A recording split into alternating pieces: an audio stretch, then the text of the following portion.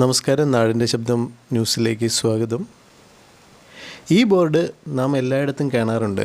മാലിന്യം നിക്ഷേപിക്കരുത്, നിക്ഷേപിക്കുന്നത് ശിക്ഷാർഹമാണ് എന്നൊക്കെ.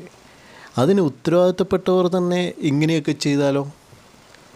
കോട്ടയം മണർകാട് പോസ്റ്റ് ബോയ്സ് എന്ന ഒരു ക്ലബ് അംഗങ്ങൾ നാടിൻ്റെ പാതയോരത്തിൻ്റെയും ഭംഗി കൂട്ടാൻ പൂങ്കാവനമെന്ന് പേരിട്ട് പൂച്ചെടികളും പുൽത്തകിടുകളും നട്ടുവളർത്തിയിടത്ത് മണർകാട് പഞ്ചായത്തിൻ്റെയും ഹരിതകർമ്മസേനയുടെയും നേതൃത്വത്തിൽ ഒരു മിനി MCF ഇവിടെ സ്ഥാപിച്ചു.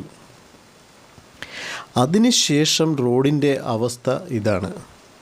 വീടുകളിൽ നിന്നും സംഭരിക്കുന്ന പ്ലാസ്റ്റിക് മാലിന്യങ്ങൾ ഇവിടെ കൊണ്ടുവന്ന് വേർതിരിച്ച് ബാക്കി വരുന്നവ അവിടെ തന്നെ ഉപേക്ഷിക്കുന്ന അവസ്ഥയാണ് കാണാൻ സാധിക്കുന്നത്. പഞ്ചായത്തിൽ ഇതുകൊണ്ട് കൊണ്ടുപോകുന്നതിന് ആവശ്യമുള്ള വാഹനങ്ങൾ ഉണ്ടായിട്ടും മാസങ്ങളോളമാണ് ഈ വേസ്റ്റുകൾ ഇവിടെ കിടന്ന് കൂടുന്നത്.